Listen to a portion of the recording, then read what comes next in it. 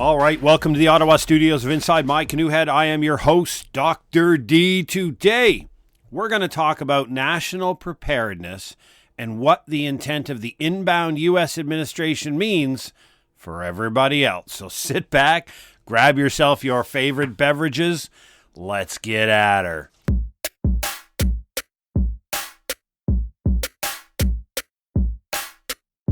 All right, thanks again for joining us here at Inside My Canoe Head. Thank you for all your notes over at www.insidemycanoehead.ca. The podcast website, everything you need to know is over there. Keep your comments coming. We love the feedback, good, bad, or indifferent. It's been a slight lull lately in the number of people who are commenting. I don't know whether everybody's just absolutely joyfully happy or the people have realized that the futility of telling me I'm a fool or something along that lines. I don't know, but keep it coming. Keep your comments in. We grow this podcast because you share it with friends and you believe in it. This will always be free, as will our writing on Substack and as will our YouTube channel. We put a bunch of stuff out on other social media for fun and giggles, if you know what I mean. But those three are our way to provide a singular message out a couple of times a week across the three mediums, and it will remain free for you, just like this morning's Substack article on national preparedness that I wrote. Today, we're going to talk about national preparedness, in a sense, what it is, why it matters, and how the focus and laser focused direction that the inbound U.S. administration is taking informs us and the rest of the world what the global order is going to look like in the decades forward. And it basically says to us, hey, this is what we're doing. Here are likely consequences. Good luck to you. Have a good time, right? So why is it important, national preparedness? Well, this podcast is grounded in the function of preparedness. And I've said for decades, and only in the last 5 years publicly on this podcast, we've talked about preparedness as the totality of cognitive ideas and physical efforts that you undertake to be able to navigate shocks that are beyond your control, right? Things are happening around you, and you have the ability to get ready so that when they happen, when they affect you, you mitigate the amount they can affect you. And if they disrupt your life and your normal course of action, they do so for a very short period of time at a much lesser degree because you've adopted preparedness. Now, that works great at the individual. It works great at the household level. It works great at the community level. But when we're talking about national preparedness, when we're talking about the nation of Canada or the nation of the United States of America or whatever nation you're on. This podcast is downloaded in 63 nations around the world, 11 of which are regular listeners. We periodically get people pop up from different places in the world, but consistently there are 11 nations on the world that regularly download this podcast. So this idea of national preparedness is just not a North American phenomena for the majority of listeners of this podcast who are in Canada and the United States of America, right? A nation, what is the role of a national government? What do we have them for? Well, a lot of people nowadays would say, we're not sure we can, as we say en français, dans la poubelle, we can throw it in the garbage and probably be better off. But in reality, at the very foundation of the organization of human society, a federal government exists to ensure that their residents are provided with the necessary elements. And really, in the modern technological age, we can even summate this to a handful, very few, three actually. One is food. Every human needs to eat. And a national government has a duty and responsibility to ensure that either through organically creating and growing the nutrients within their borders or conducting international trade agreements to ensure the provision, it is the responsibility of the national government to ensure the people of its nation have enough to eat. If countries don't have enough to eat, people get angry, they overthrow politicians, and they create riots and countries disintegrate. So it's really a fundamental thing is countries need to eat. Now, to eat and to do most of what else we do in the modern technological age, you need energy. So if we translate that to simple, the provision of electrical power, right? Because most of the world is electrified, save for internal combustion engines and some natural gas heating, etc. But the world is electrified. So as a national government, you have a responsibility to ensure the provision of stable electrical supply to your citizens, right? Now, you can do that internally, again, through organic systems of different power generation, or you can create international agreements with neighboring countries or distant countries, like moving coal or LNG around the planet. You can do this to ensure that there is a consistent, regular, and stable provision of energy. So if you think about that, energy and food, really those are two major things that a society needs to function. The third one is key resources. Now, key resources in a simplistic global sense are things like iron ore, right? Pig iron, as it's referred to. It's the ability to make steel, aluminum, and then make all the follow-on, lower down the economy specific products, right? From key ingredients and then key spare parts. But in the modern technological age, that's your ability to create semiconductors, because semiconductors are in everything, right? Absolutely everything, right down to your coffee pot has some type of semiconductor in it. So the provision of those is exceptionally important. So again, countries either have the organic capability to create the technological tools and supplies needed for a modern economy, or they create international agreements and trade agreements to provide it for that, right? So if you think about those three key elements in a functioning modern society, people need to eat, people need to have access to stable, regular electrical power, and people need to have access to key resources.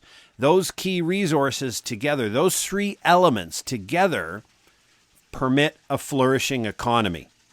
A flourishing economy is one where individuals within the state can participate, they can compete, they can thrive, and they can be successful. A national economy is national preparedness. That's the role of a federal government, to ensure that there is an internal functioning economy that allows the individual residents the opportunity to thrive, the opportunity to chase their dreams, and the opportunity to live their lives. That national economy is facilitated by the provision of those three key elements, right? That's national preparedness. Now, around the country, geography is plus or minus for different countries. You'll see countries like Egypt, for example, who has a modern economy and is flourishing because it can't grow its own food. If they close the borders of the nation of Egypt, their population would starve. So they have to have robust international trade agreements for the provision of nutrients to allow their population to eat. They can generate power through different reasons, and key resources, they maintain international trade agreements. So when you see that, you understand now why the federal governments of countries exist. And I like to use a sports analogy because I think this is the easiest way to explain it. Every federal government has a home and an away game. The home game is the provision of those three elements, right? Internally and organic to the country. And the goal really for most countries, and the goal of all governments, is to ensure to the greatest extent possible that you provide those three key elements organically, because that facilitates a less dependency on your away game. Your away game is your international relationships, your external to your border treaties and agreements you make with other countries, right? Because remember, it's an agreement. Right? It's an agreement. And if somebody else changes the agreement and stops, you have a significant problem. We saw that, and again, we return to Egypt. When the onset of the Ukrainian war, the majority of agricultural inputs and food itself going into the nation of Egypt were coming from Ukraine. That stopped. Egypt can get mad all it wants. The friggin' boats stopped and no more food was coming in. Because Egypt could not generate their food internally, they now had to very, very quickly find some type of alternate source of nutrient import, Otherwise, their people start to not eat. When your people don't eat, governments don't last long. AKA, the Arab Spring was about the lack of provision of nutrients. It wasn't about horrible power. It was people overthrowing governments because they were lacking the necessary elements for survival. We also see that there are countries around the world that in fact can do all three. Very few, but there are a number of countries in the world who are able of providing all their energy, all their food, and all of the key resources internally to their own system in their own country, and therefore their away game, their international relationship, is simply about how do we continue the protection of our ability to do that. So you create international agreements, etc., for that. The reason this is important is I wrote the Substack article to talk about the inbound U.S. administration, because if you look just below the noise and buffoonery that is a lot of what comes out of the inbound people down there in Mar-a-Lago in Florida, but when you listen to it, their intent is crystal clear. It is unapologetically all about national preparedness. Call it nationalism, call it what you will, but the inbound American administration has been crystal clear that their number one and really only priority is the flourishing of the United States of America and therefore its economy. Because remember, that is national preparedness, is a flourishing economy where the people of the United States of America and U.S. companies will all flourish, will all compete, and will all have avenues and roadmaps to successful. Basically, a bustling, healthy economy in the United States of America is the goal of the U.S. intent, of the inbound administration. Now, the U.S. government, the U.S. is energy independent. Yes, they import oil back and forth, but if they close their borders, they have the ability to provide electrical power and all of the sub-down petroleum byproducts required for the U.S. economy, right? They are energy independent. That doesn't mean they don't participate in international trade. And a lot of people, fail to make that correlation. Like, because they import oil, they say, well, they're dependent. No, they're energy independent, but they participate in international trade. Energy independence means they don't have to. They can choose not to and still carry on. So the U.S. government, the U.S. nation, irrespective of who's in government, is energy independent. They're also a net exporter of food. So while the different types of food will change, the U.S. has, in the U.S. breadbasket and throughout California, Florida, and all the other different growth areas, the U.S. has the internal organic capability of growing sufficient nutrients to keep its country fed. The U.S. does not have organic control over all of the resources. This is the intent, and they've been clear about that. There are high-end semiconductor plants that are planned to be built in the U.S. but aren't currently there. And there are a number of notable key resources that the U.S. currently, it may have in the past, but it currently does not have the organic internal capacity to generate. So the U.S. administration is following a plan, shall we say, to create the conditions so that occurs. So, for example, people, laugh about and get angry about the tariffs they're talking about. Their tariffs on paper, again, this is the noise and buffoonery, look like they don't like their neighbors. But what a tariff does is it makes it so expensive to import a commodity into the country that it forces, as a byproduct, the generation of that very commodity within the country. So, for example, if you think about national preparedness for war, right? This is one that largely explains the steel question. When a country goes to war, it needs access to steel, right? All of our modern machinery, all of our modern technology is made from some byproduct of pig iron and steel. America used to be self-sufficient in that. Now they're no longer, because of the price and the import of foreign steel and the lower price, right? So the U.S. is saying, as a matter of public policy, that we want to get back to the point where we have sufficient organic internal generation of steel and steel byproducts, so that if we had to go to war, if we had to mobilize our national resources for global conflict, we have the internal production capacity now. We don't need to build it. That's the goal of tariffs in the steel industry. And if you follow the tariffs along the different industries, they're very specific to generate that very set of resource capacity the U.S. doesn't possess.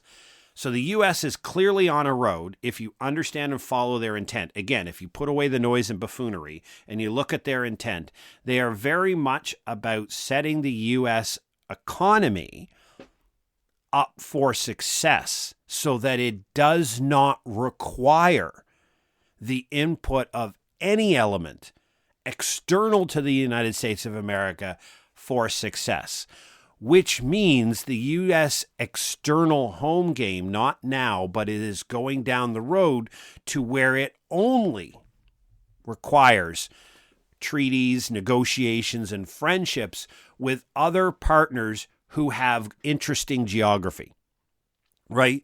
Part of protection of your home game in the home economy and your robust growing economy is you want to protect the rest of the world against somebody else being in competition. So it's that global superpower. So they need to be best friends with the state of South Korea because South Korea and Japan are geopolitically located right next to an adversary. So they're doing this to protect, as an expression of their away game, to protect their home game. It's a very interesting nuance, but the U.S. is clearly going down this road, and a lot of people are talking about nationalism as something negative. But if you've spent any time studying U.S. history, the very country was formed on throwing a tea party. And it's all joking aside about the British masters that they tossed into the sea. The idea is that they are the only independent nation in the world whose very existence only matters, right? The number one goal of the United States of America as a nation is to protect its very existence and flourishing on the national economy, right? That old joke aside is every once in a while, some country in the world finds out why the U.S. doesn't have public health care, doesn't have free health care, right? Because they spend the amount of money they do on their military. Now, if you want to know why they do that, you trace the world back to the Bretton Woods Agreement.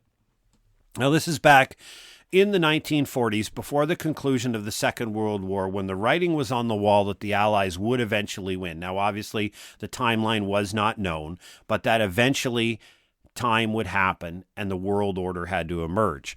By the end of the Second World War, it was clear that this wasn't going to be a wonderful, joyful experience between the Soviets and the Americans and the West.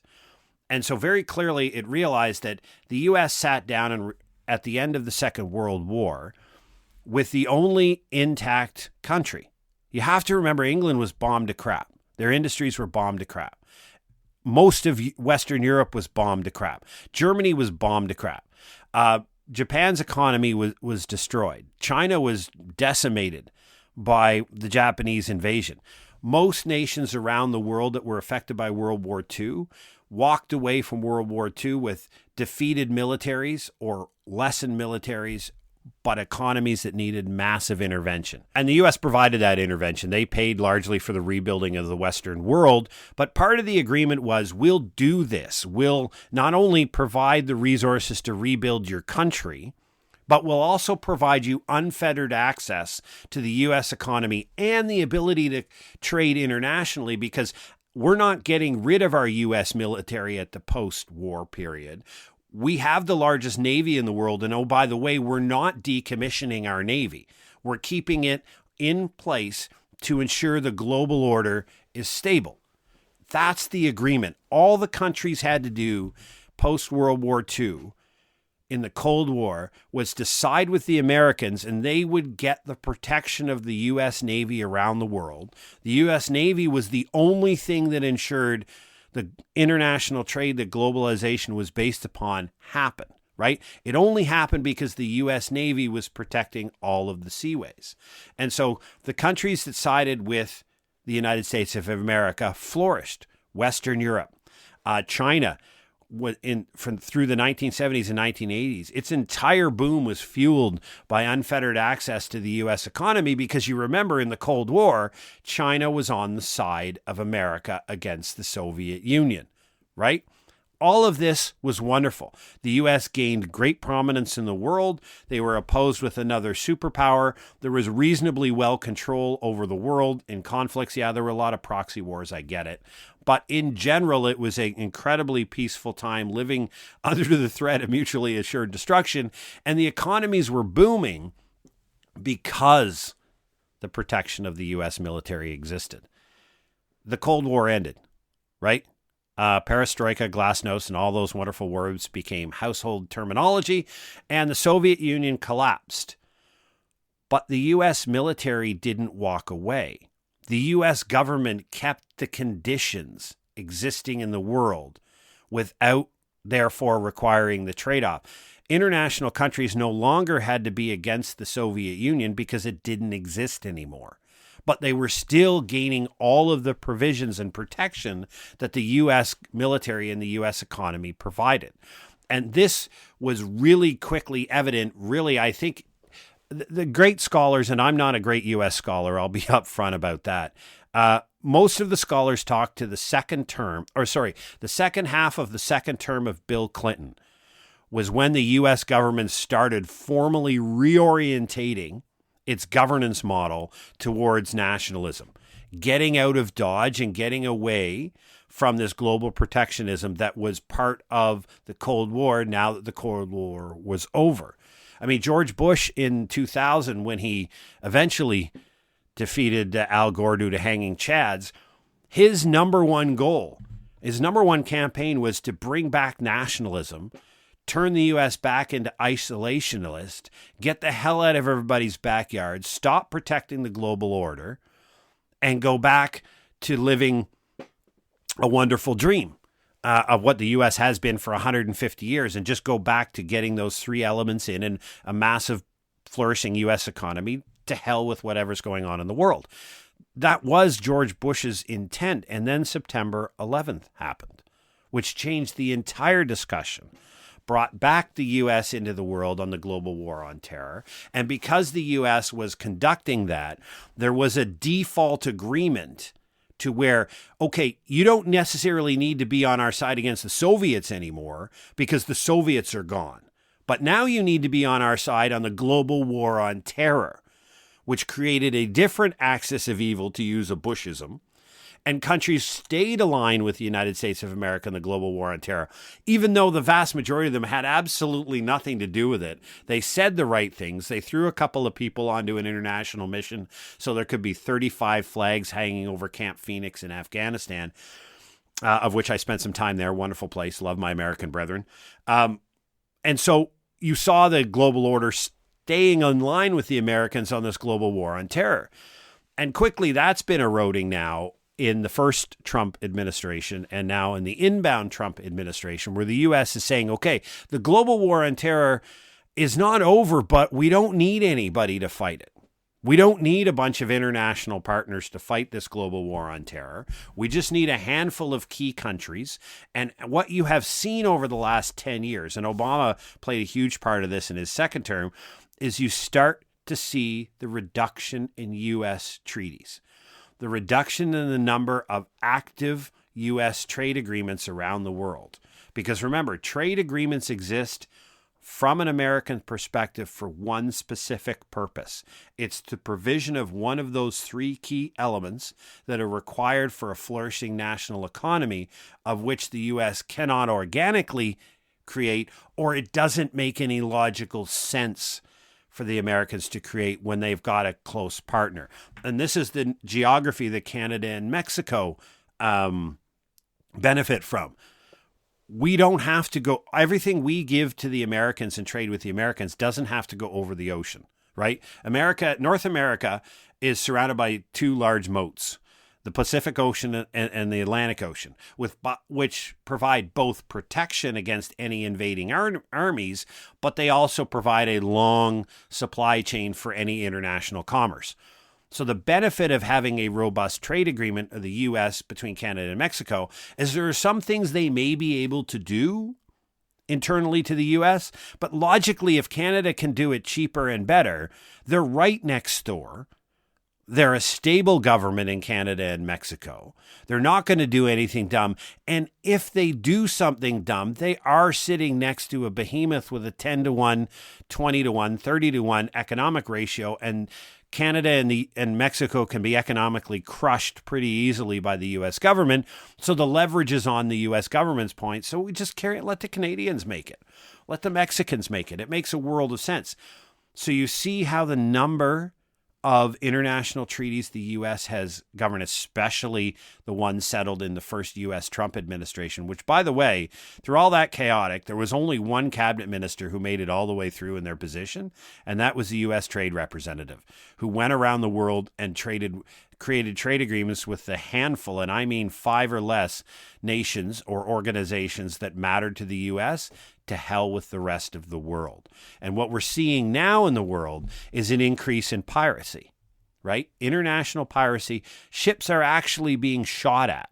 Ships are being boarded and seized by foreign nations in the international trade zone. We're just starting to see the beginning of it, right? And the U.S. military is not stopping it. They have the ability to do it, arguably could or not. But the U.S. military is now, U.S. Navy specifically, is orientated on protecting the supply chains with countries that have existing trade agreements with the U.S.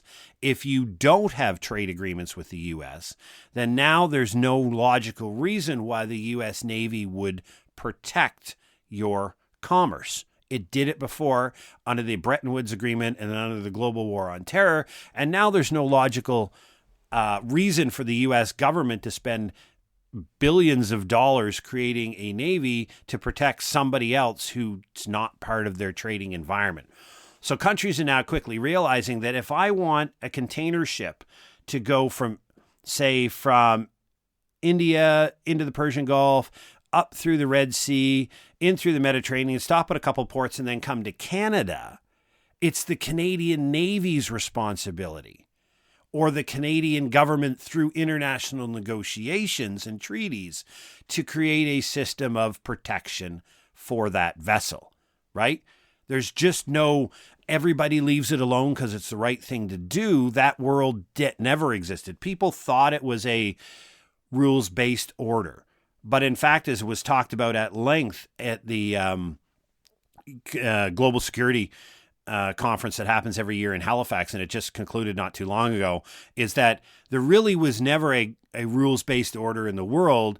It was a U.S. military protected-based order, right? So everybody followed the rules and didn't do dumb crap simply because the U.S. military would not allow that to happen, right?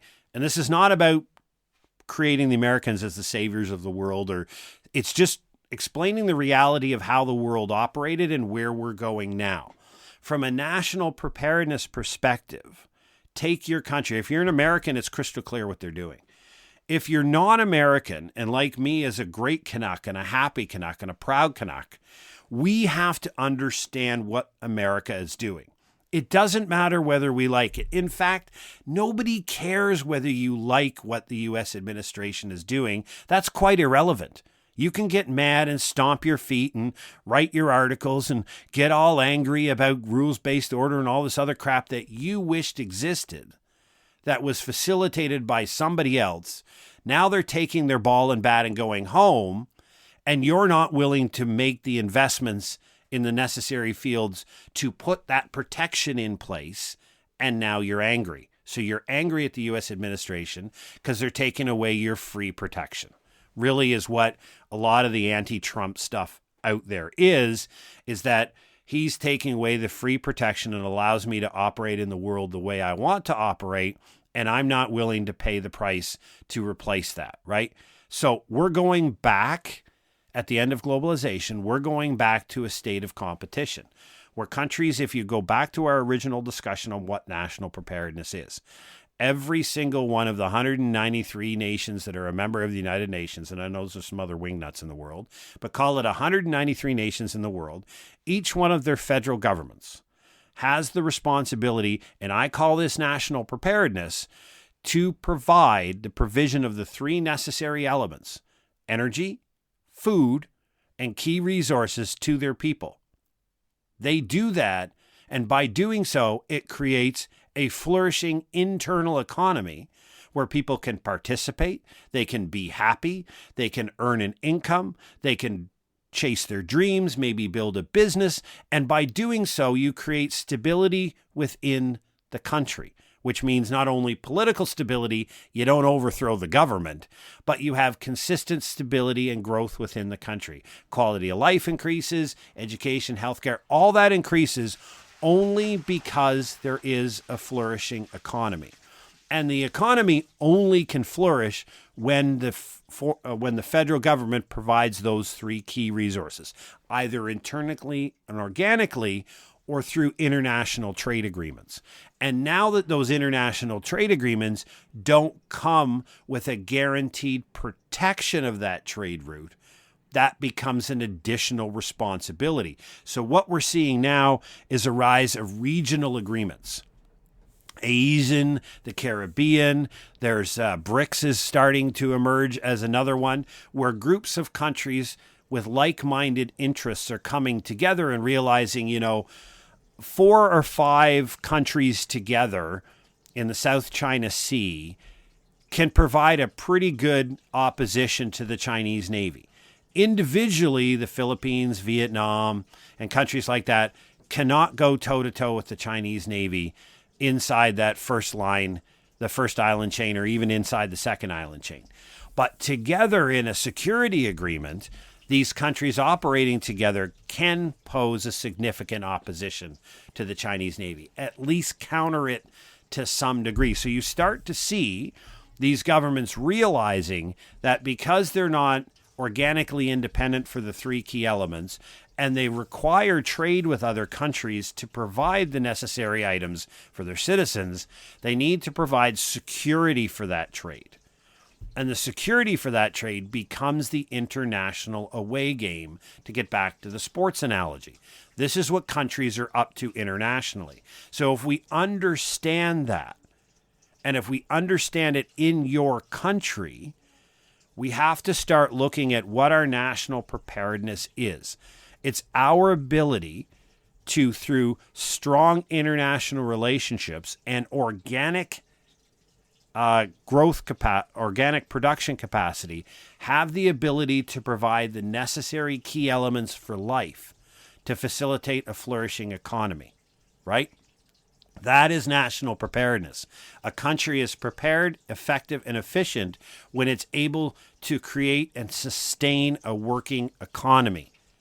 It's that old adage, it's about the economy, stupid, right? We hear in politics all the time. Well, preparedness is the same thing. From a national perspective, right? From a national perspective, and you can go all the way down to individual. An individual preparedness against a natural disaster is what? The provision of food, key resources, and energy. It's no different. If we just exponentially bring this up through governance levels to the national level, we see that. And when we see national preparedness through that lens, we understand why the Americans are doing what they're doing, what the inbound U.S. administration intends to do, why it does, and what success looks like. Because when we know what success looks like for everybody else who's in the world, we can then see opportunities. For example, if you are a Canadian government and you have access to incredible level of natural resources, and other countries don't have those resources but would trade very well for it, you are in a position of leverage, a position to gain influence in different areas of the world that could benefit other conditions for imports that you need. This is how it works. This is how it's worked for thousands of years. We just had this short little break of globalization protected by the U.S. Navy that allowed it to occur. And now that that's waning and going away, countries have to jockey for position. And one closing statement I made in the Substack article was, we can no longer assume that a border on a paper is something that somebody won't cross to seize a resource, right? If you will not trade with your neighbor and you fail to provide provision of resources that are next door to the neighbor, and they desperately need that for survival, there will come a point where that neighbor just crosses into your country and seizes the asset. Most people alive today would call that ridiculous, would call that horrible, call for an emergency meeting of some awesome agency like the UN Security Council so everybody can give speeches at how mad they are, right? Everybody would think that would be normal. But the normal part of humanity is, a country simply goes and gets the resources next door if they can't provide it for themselves and nobody's willing to trade. What happens when people do that? You start to see the rise of internal military forces. You start to see the rise in expenditures because you either secure your nation through military dominance or you secure your nation through international relationships. That's how you secure a border, not some freaking UN organization that gets angry when people invade other countries. We have to protect the sanctity of nations. We have to protect borders. Nobody cares about those speeches. Two things give you protection as a nation from somebody taking your resources by force. One is a robust military. Not everybody wants to go down that road, right? No worries. The other choice that you have is to create robust international agreements through your ability to provide key elements that I spoke about, one of those three key elements, to a powerful partner who can then give you security arrangements in exchange for preferred and preferential access to your element. Welcome to the 2020s. This is what this decade is about. The global order is repositioning. Countries are jockeying for their position in the world and where they're going to be because they have a role to fulfill national preparedness on behalf of their citizens. This is what they're doing. This is what we're rolling out. Again, nobody cares whether you agree with it or like it. It's about understanding this is what's happening and then having the audacity, as I like to refer it, to realize that there are incredible freaking opportunities for countries and corporations and small businesses alike to flourish and gain some pretty incredible benefits from this fundamental change and reorganization of humanity on this globe. Opportunities are out there. They're incredible. They're wonderful. It's up to people to ignore the noise and buffoonery that's coming out of Mar-a-Lago and realize that this is creating incredible opportunities for you to succeed. You can sit at your dinner parties and bemoose and get angry and make jokes about certain individuals and their ridiculous ideas, but you better get your arse in gear, as we say in the East Coast, and get ready to rock in this new organizational system with a very clear intent, roadmap, and definition of success. It's all about whether you see it, and it's all about whether you choose to get aboard it. Get after it. Make a difference. It's up to you. So thanks for listening to our little rant today on nationalism and national preparedness. It's very, very important that you adopt a prepared life. What does a prepared life mean? It basically is you choosing to realize that I am responsible for my outcomes. I have to understand the environment in which I live. Understand that there are things that will happen that are beyond my control, that will influence my ability to execute my life as I see fit, and therefore I need to take steps to mitigate, protect, and wrap my life in a blanket of insulation to protect against those things for which I do not control. That is national preparedness. That's individual preparedness, that's household preparedness, and that's community preparedness. We're all on the same road, but if you don't take responsibility for taking care of yourself, it is not therefore by default somebody else's job to take care of you, right? You're pretty much on your own to decide what you're going to do and then build that rock solid community resilience that helps everybody. So thanks again for listening to us. Drop over to our website, www.insidemycanoehead.ca, to tell us everything about this podcast, whether you like it, don't like it, want to hear something different. Subscribe over on Substack. It's free. Follow us on our YouTube channel. We're getting better at that one. It's all free of charge and always will be. These three mediums will be free. I won't put a paywall up on Substack. I'm not putting a paywall up on YouTube. And I'm not putting a paywall up on the podcast. Everything out there is free of charge. It's our way to inform the discussion, to improve the discourse, and to fire a couple of grenades down the hallway every once in a while to wake people up. So thanks again for joining us. Take care. Stay safe.